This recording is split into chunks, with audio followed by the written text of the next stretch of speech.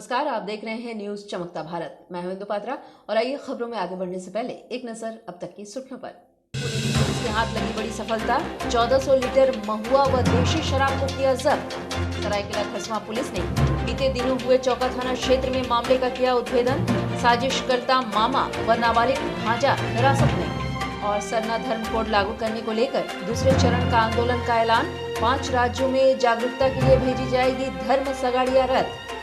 और खबरों में सबसे पहले बात करेंगे पुलिस की सफलता की। जी हां, उलिड़ी पुलिस को एक बड़ी सफलता हाथ लगी है, जहां 1400 लीटर महुआ व देशी शराब को पुलिस ने जब्त किया है। बताते चलें कि उलिड़ी बस्ती से पुलिस ने सुबह 5 बजे छापेमारी कर 1400 लीटर महुआ व देशी शराब जब्त किया। पुलिस ने बताया है कि 2 लोगों का नाम भी इस मामले में सामने आ रहा है।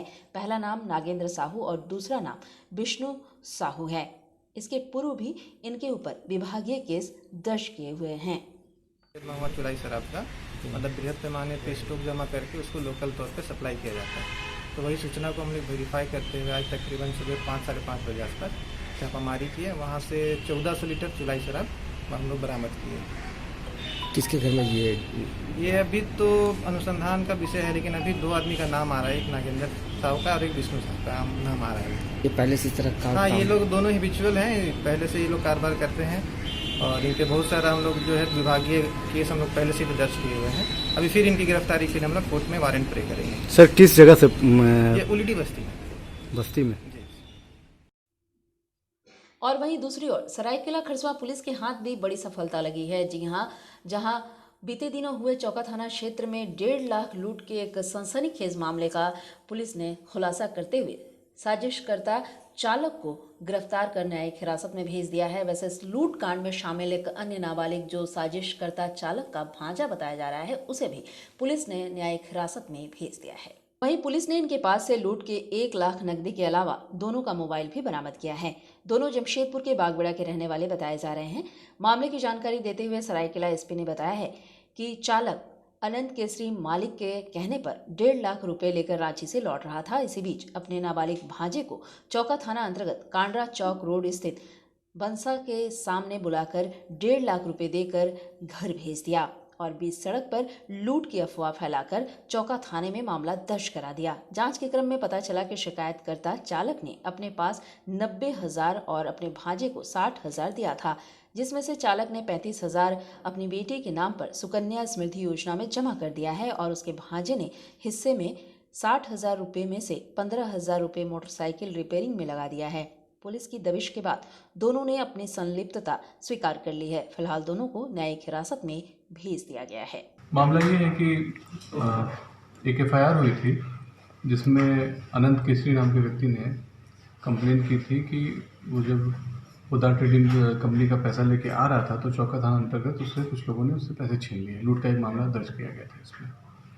उस मामले की छानबीन की तो उसमें पता चला कि दरअसल इन्हें इसी ने उस घटना को अंजाम दिया था और जाके झूठ बोला था कि उससे पैसा लूट गया है।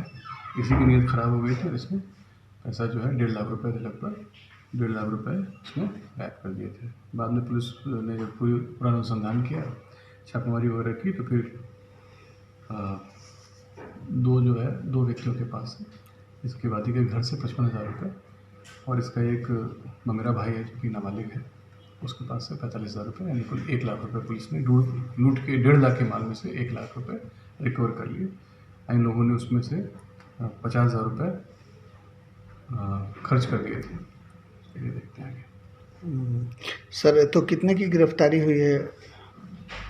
इसमें एक व्यक्ति की गिरफ्तारी हुई है और एक नाबालिग लड़का है तो उसको। अच्छा सर, ये मैंने किस कंपनी से जुड़ा हुआ मामला है सर? पोदार ट्रेडिंग कंपनी में काम करता था, उसका ड्राइवर था ही, उसी का पैसा लेने गया था पैसा। और अब बात करेंगे सरना धर्म कोड लागू करने को लेकर दूसरे चरण के आंदोलन के ऐलान की। जी हां, सरना धर्म कोड को मान्यता देने की मांग को लेकर आदिवासी सेंगल अभियान के द्वारा कदमा में कार्यक्रम आयोजित किया गया, जिसमें दूसरे चरण के आंदोलन की बात कही गई। आदिवासी सेंगल अभियान के राष्ट्रीय अध्यक्ष व पूर्व सांसद सालखन मुर्मू के नेतृत्व में कार्यक्रम का आयोजन किया गया।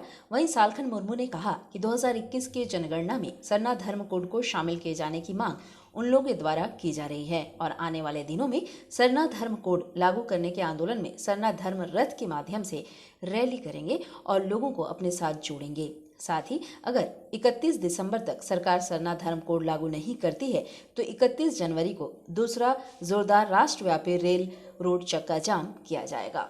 आज की प्रेस कॉन्फ्रेंस में आदिवासी संगेल अभियान की तरफ से और जनता दल झारखंड के समर्थन से हम लोग सरना धर्म कोड आंदोलन को दूसरे चरण में ले जा रहे हैं, जिसकी घोषणा कार्यक्रम के रूप में हम आज कर रहे हैं। हम लोगों के पहले चरण में हम लोगों ने भारत सरकार को अल्टीमेटम दिया था कि 30 नवंबर तक सरना धर्म कोड को मान्यता की घोषणा भारत सरकार को करना चाहिए। नहीं करेंगे तो 6 दिसंबर 2020 को हम लोग राष्ट्रव्यापी रेल रोड चक्का जाम करेंगे।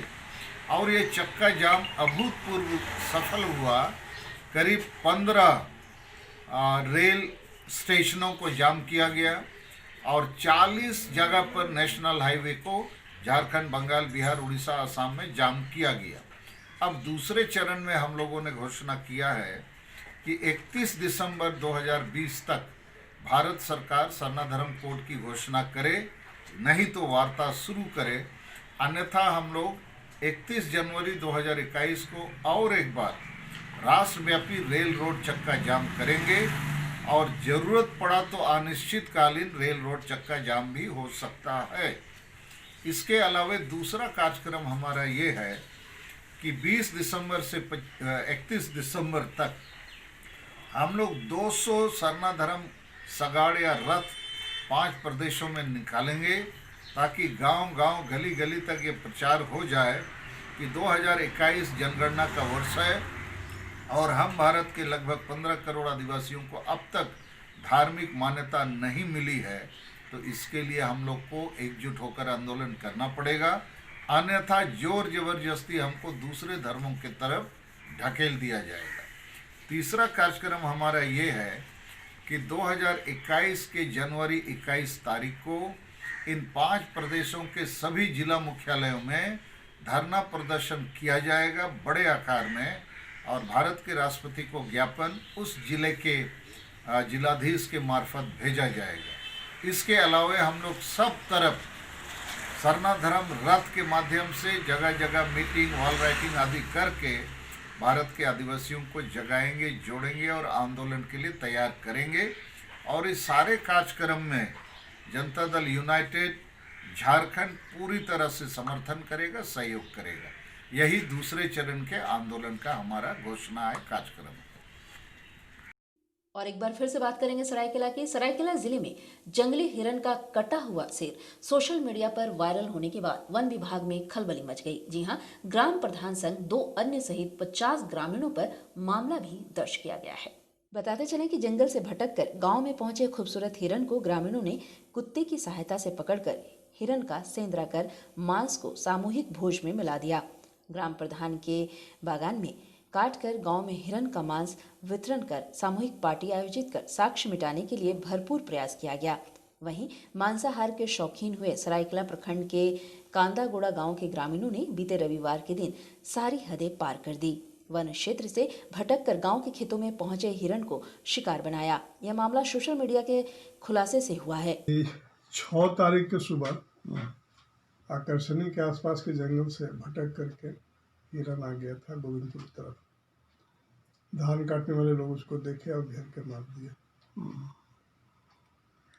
ये शाम में इस बात की खबर मिली कि ऐसी कोई हिरन बाहर आ गया जिसका मार दिया। हम लोग यहाँ से अपनी टीम बना करके गोविंदपुर गए, उसके आसपास के क्षेत्रों में पूछताछ किए, पता लगाने का प्रयास किए। इस क्रम में रात के 9 बज गए, लेकिन वहाँ से थोड़ी सी हमको सूचना मिली कि ये गोविंदपुर नहीं बल्कि ये कांदरबेड़ा तरफ के लोग थे। फिर हम उस गाँव में आए रात में। रात्रि हो जाने के कारण ग्रामीण का सहयोग नहीं मिला। हम लोग अपने स्तर से काफ़ी खोजबीन किए और लौट गए। सुबह फिर 5 बजे सुबह गए और घटनास्थल का पता करने की कोशिश किए, लेकिन धीरे धीरे कुछ हम लोग को इस तरह का साक्ष्य मिलते गया कि हम लोग सही जगह पर चले गए और वहाँ पर जाके देखे थे कि कुछ मांस के टुकड़े पड़े हैं, जिस पर पानी डाल करके सुअर बांध करके लोग उसके साँच को मिटाने का प्रयास किया है। जिस पेड़ पर हिरण को लटका करके मारा गया था या उसके मांस बनाने की तैयारी किया गया था, उस पेड़ को भी जड़ से काट करके बैर का पेड़ था जिसको हटा दिया गया था। उसकी भी खोजबीन करते करते वहाँ से करीब 200-300 मीटर की दूरी पर ले जाकर उसको छिपाया था। वही रिकवर हो गया जिस पर कि खून के धब्बे लगा हुआ। कितने की गिरफ्तारी हुई है और आगे क्या कार्रवाई होगी? गिरफ्तारी करने का प्रयास किया जा रहा है, क्योंकि पहले तो ये बात बिल्कुल अननोन था, कोई का नाम सामने नहीं आ रहा था। क्योंकि ग्रामीणों का संख्या ज़्यादा है, भीड़ है। हम लोग प्रयास कर रहे हैं कि उसमें से मुख्य रूप से जो आरोपी होगी उसका नाम पता करके उसको गिरफ्तार करें। कितने लोग हैं अभी तक? अभी तक तो 3 लोग का नाम आ चुका है उसमें और 15-20 लोग। और यहाँ आपको बताते चलें कि पुलिस द्वारा की जा रही हेलमेट चेकिंग का असर अब शहर में दिखने को मिल रहा है। जी हाँ, इसी कड़ी में जुगसलाई में अब अधिकतर लोग गाड़ी चला रहे हैं हेलमेट पहनकर। जुगसलाई ट्रैफिक थाना द्वारा लगातार लोगों की सुरक्षा के लिए हेलमेट चेकिंग किया जा रहा है। पुलिस द्वारा हेलमेट के साथ साथ आगे और पीछे नंबर की भी जांच की जा रही है। पुलिस का कहना है कि बहुत हद तक लोग अब हेलमेट लगाने लगे हैं, लेकिन अभी भी कुछ लोग नहीं लगा रहे हैं। लेकिन बराबर चल रहा है, बहुत सुधार हुआ है, कुछ कमी और बचा हुआ है, जिसके लिए हम लोग प्रयास कर रहे हैं और लोग को जागरूक भी कर रहे हैं कि आगे नंबर, पाछे नंबर, हेलमेट लगा कर ही वाहन चलावें ताकि आप सुरक्षा में रहें। क्या नाम हुआ सर आपका? मेरा नाम वीरेंद्र कुमार सिंह है, जुगसलाई ट्रैफिक थाना में। और अब बात करेंगे चाईबासा में हुए आगजनी की घटना की। जी हाँ, चाईबासा में एक कपड़ा दुकान में आग लग गई, जहां 12 से 15 लाख का नुकसान बताया जा रहा है। चाईबासा के सदर बाजार के राजाबाड़ी गली में विष्णु चिरानिया नामक व्यक्ति की कपड़े दुकान में आग लग गई, जिससे 12 से 15 लाख का कपड़ा जलकर खाक हो गया। सुबह पड़ोस के दुकानदारों के द्वारा आग लगने की जानकारी देने के बाद सदर थाना और फायर ब्रिगेड वाहन को इसकी जानकारी दी गई। उसके बाद अग्निशमन विभाग की 2 गाड़ी आकर लगभग 2 घंटे की मेहनत के बाद आग पर काबू पाया गया। वहीं इस संबंध में जानकारी देते हुए दुकान के मालिक विष्णु चिरानिया ने कहा है कि रात 9:30 बजे दुकान बंद कर वे घर गए और उस समय तक किसी प्रकार की कोई घटना नहीं हुई थी। वहीं रात में किस प्रकार आग लगी इसकी जानकारी उन्हें नहीं है। आग में लगभग 12 से 15 लाख का नुकसान होने का अनुमान उन्होंने लगाया है तथा व्यापारियों के रख रखाव व हिसाब का रजिस्टर भी जलकर खाक हो गया है। अग्निशमन विभाग ने मौके पर पहुंचकर आग को फैलने से रोक लिया और आसपास की दुकानें आग में जलने से बच गईं। गौरतलब है कि चाईबासा के सदर बाजार में कपड़ों की दुकानें सबसे अधिक हैं। आग लगा भी है ये तो नहीं बोल सकते। सुबह आए तो देखे आग, बगल वाला फ़ोन करके बोला कि आपका दुकान में आग लगा हुआ। आग शटर उठाए, देखिए पूरा आग राख से रखा। तो दमकल को, फायर ब्रिगेड को फ़ोन किए, लाइन वाला को फ़ोन किए, बिजली सदर थाना में खबर और आया, लाइन दुकान आया था, काफ़ी पा गया, लेकिन पूरा राख हो गया। राख हो गया। कितना का नुकसान हुआ होगा? नुकसान 10-12 लाख रुपये का आराम से। और यहाँ आपको बताएं कि गमरिया प्रखंड अंतर्गत झारखंड औद्योगिक क्षेत्रीय विकास प्राधिकार जयाडा के विस्थापित पुनर्वास गांव में मूलभूत सुविधाओं की मांग को लेकर जयाडा प्रशासनिक कार्यालय का घेराव किया गया। गमरिया प्रखंड पंचायत समिति सदस्य राम हासदा के नेतृत्व में जयाडा कार्यालय के समक्ष शांतिपूर्ण विरोध प्रदर्शन के साथ आंदोलन का आगाज हुआ। गम्हरिया क्षेत्र अंतर्गत बंद पड़े टायर रोल समेत अन्य कंपनियों की लीज रद्द कर जमीन वापस करने की मांग विस्थापित कर रहे हैं। वहीं पुनर्वास क्षेत्र चापड़ा और प्रभावित गांव में ज्यादा द्वारा आधारभूत विकास नहीं करने को लेकर विस्थापितों ने आक्रोश जाहिर किया है। विस्थापितों का आरोप है कि हजारों एकड़ रैयती भूमि को प्राधिकार को हस्तांतरित किया गया, लेकिन प्राधिकार द्वारा गांव में सड़क, बिजली, पानी, सार्वजनिक शौचालय का निर्माण पर रुचि नहीं दिखाई जा रही है। इसके साथ ही स्थानीय उद्योग धंधों में भी इन विस्थापितों को रोजगार में प्राथमिकता उपलब्ध नहीं कराई जा रही है, जो कि प्राधिकार का मनमाना रवैया है। आज हम लोग जियाडा कार्यालय आदित्यपुर में विस्थापित शिक्षित युवाओं और जियाडा संयुक्त विकास समिति के बैनर तले हम लोग 1 दिवसीय धरना प्रदर्शन कर रहे हैं और इसका मुख्य उद्देश्य जियाडा प्रबंधन को विस्थापितों की समस्याओं की ओर ध्यान आकर्षण है। पहला चीज, जब जियाडा स्थापित हुआ डमरिया अंचल में, लगभग 20 गांव को विस्थापित किया और उनको पुनर्वास किया रपचा ग्राम में। और आज विडंबना यह है कि जो रपचा ग्राम पुनर्वास क्षेत्र है, वहाँ पर सड़क, पानी, बिजली, सार्वजनिक शौचालय, फुटबॉल मैदान, शमशान, जाहिर स्थान और अन्य जो भी मूलभूत सुविधा का विकास होना चाहिए, उसमें आइडा प्रबंधन किसी प्रकार का कोई मूलभूत विकास नहीं किया है। तो हमारा वो मांग रहेगा कि वो वहाँ मूलभूत विकास को सुनिश्चित करे। साथ ही आज आइडा क्षेत्र, जियाडा क्षेत्र में 200 से अधिक कंपनियां बंद हैं। उसमें मुख्य रूप से मैं बताना चाहूँगा कि टायो रोल्स लिमिटेड जो टाटा प्रबंधन की इकाई है, साथ ही सिटी सेंटर जो बृहद परियोजना अंतर्गत अधिसूचित है, और वैसे 198 प्रोजेक्ट और हैं छोटी बड़ी जो अभी बंद पड़ी हुई है। लेकिन जियाडा प्रबंधन प्रावधान के तहत उनका लीज आवंटन रद्द होना चाहिए था, लेकिन वर्तमान तक प्रबंधन द्वारा लीज आवंटन को लेकर किसी भी प्रकार का कार्रवाई नहीं किया जा रहा है। इससे अन्य कंपनियों का मनोबल बढ़ा हुआ है और आदिवासी मूलवासियों का ज़मीन में जो उद्योग स्थापित हैं वो ये भी बंद करके बैठी हुई है। इसमें सीधा कार्रवाई करते हुए टायो रोल्स लिमिटेड और अन्य कंपनियों का प्रबंधन लीज आवंटन रद्द करे। और यहाँ आपको बताते चलें कि मानवाधिकार एवं अपराध विरोधी संगठन के द्वारा छायानगर के सामुदायिक भवन में निःशुल्क नेत्र जांच शिविर का आयोजन होगा। गुरुवार को अंतर्राष्ट्रीय मानवाधिकार दिवस के उपलक्ष्य में मानवाधिकार एवं अपराध विरोधी संगठन के द्वारा छायानगर के सामुदायिक भवन में निःशुल्क नेत्र जांच शिविर एवं ऑपरेशन शिविर लगाया जाएगा। संगठन के अध्यक्ष अर्चना सिंह ने बताया है कि एक दिवसीय शिविर गरीब लोगों के लिए लगवाया जा रहा है। जो लोग स्वयं मोतियाबिंद का इलाज नहीं करवा सकते, उनका इलाज इनके संगठन के द्वारा करवाया जाएगा। इसके पूर्व भी उनके संगठन के द्वारा 4 से 5 जगह इस तरह का शिविर लगाया जा चुका है। वहीं गुरुवार को शिविर की शुरुआत सुबह 8 बजे से होगी, जो शाम 4 बजे तक चलेगी। हमारा कल का अंतर्राष्ट्रीय मानवाधिकार दिवस के उपलक्ष्य में हमारा अंतर्राष्ट्रीय मानवाधिकार एवं अपराध विरोधी संगठन की तरफ से यह कार्यक्रम छायानगर सामुदायिक भवन में फ्री निःशुल्क नेत्र चिकित्सा शिविर लगाया जा रहा है, जिसमें कि हम लोग यहाँ के लोगों को फ्री में मतलब जो मोतियाबिंद का ऑपरेशन होता है या फिर नेत्र से संबंधित जो भी रोग सामने आते हैं उसका हम लोग फ्री में चेकअप करवाते हैं और उन लोगों को मेडिसिन, दवा, चश्मा जो भी कुछ होता है वो सब फ्री में उपलब्ध करवाते हैं। हम लोगों का इस तरह का कैंप 4-5 जगह लग चुका है। इस बार हम लोगों ने छायानगर का चयन किया है और यहाँ के लोगों को इस बार इसकी सुविधा मिलेगी।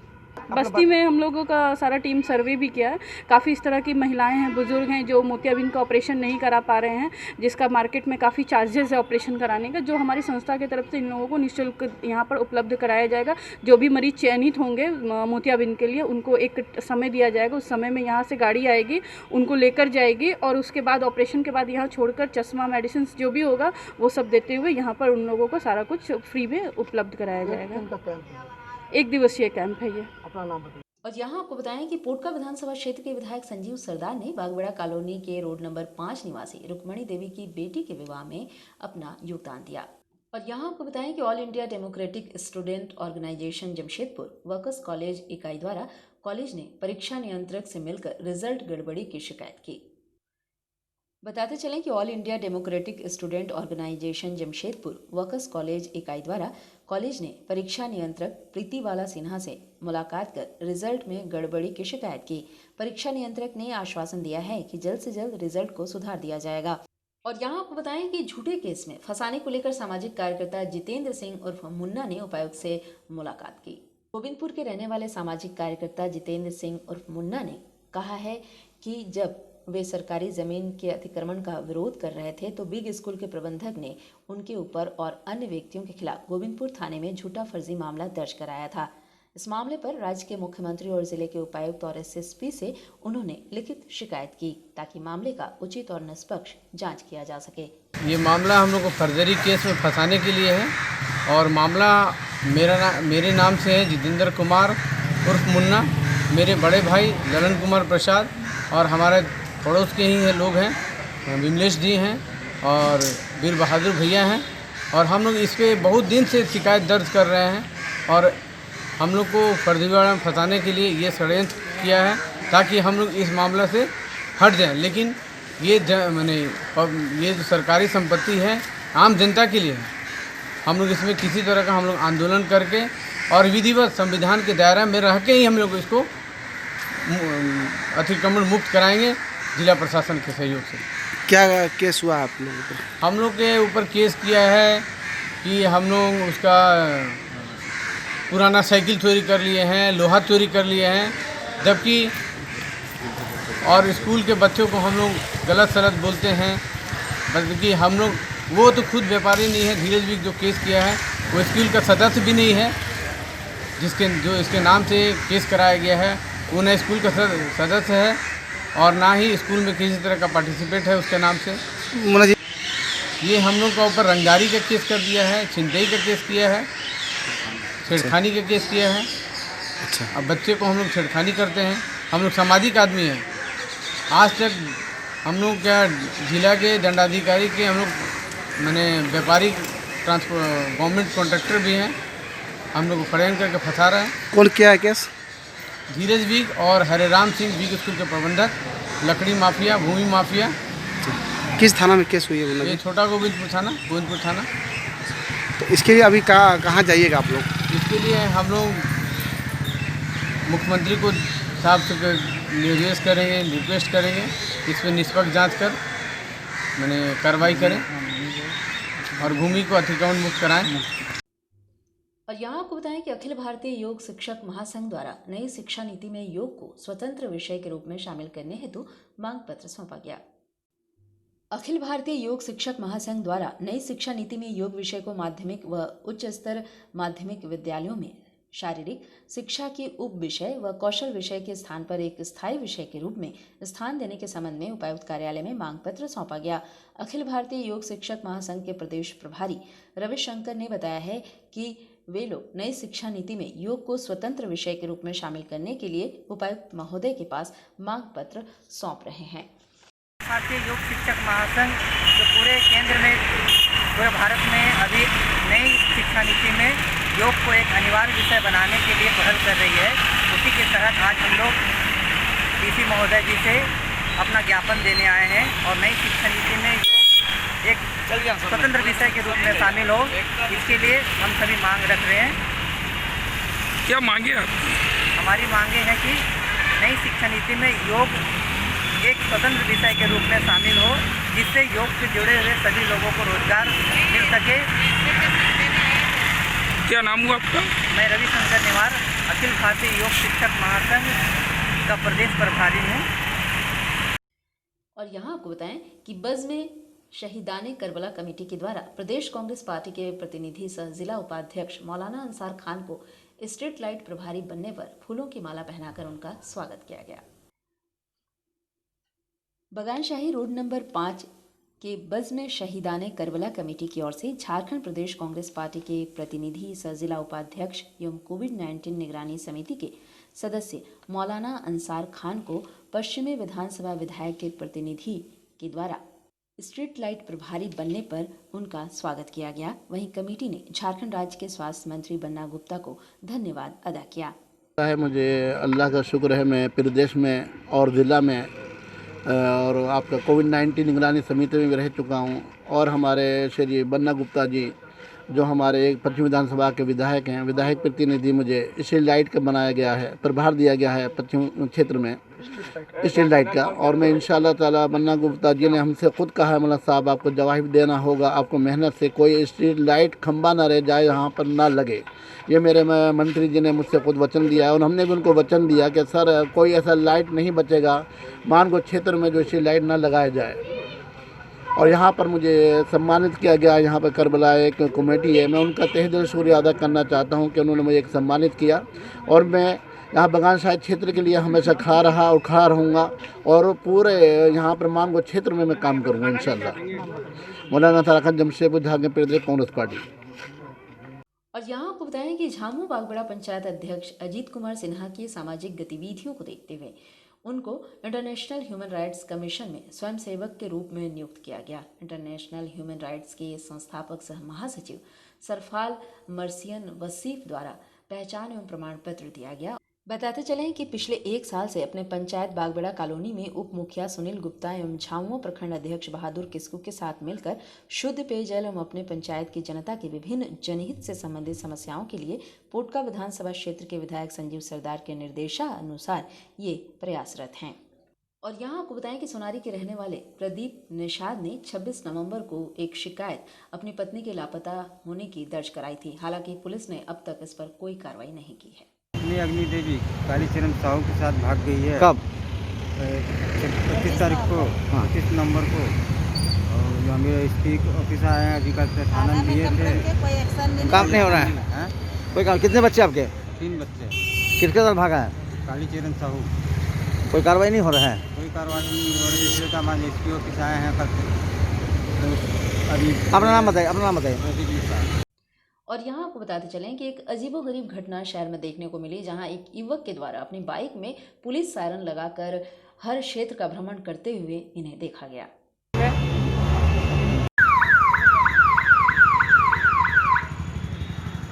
ये आवाज कहाँ से लगवाएं आप? और अब चलते चलते एक नजर अब तक की सुर्खियों पर। पुलिस के हाथ लगी बड़ी सफलता, 1400 लीटर महुआ व देशी शराब को किया जब्त। सरायकेला खरसवां पुलिस ने बीते दिनों हुए चौका थाना क्षेत्र में मामले का किया उद्भेदन। साजिशकर्ता मामा व नाबालिग भांजा हिरासत में। और सरना धर्म कोड लागू करने को लेकर दूसरे चरण का आंदोलन का ऐलान। 5 राज्यों में जागरूकता के लिए भेजी जाएगी धर्म सगाड़िया रथ। तो आज के लिए बस इतना ही। आप बने रहिए हमारे साथ, देखते रहिए न्यूज़ चमकता भारत। नमस्कार।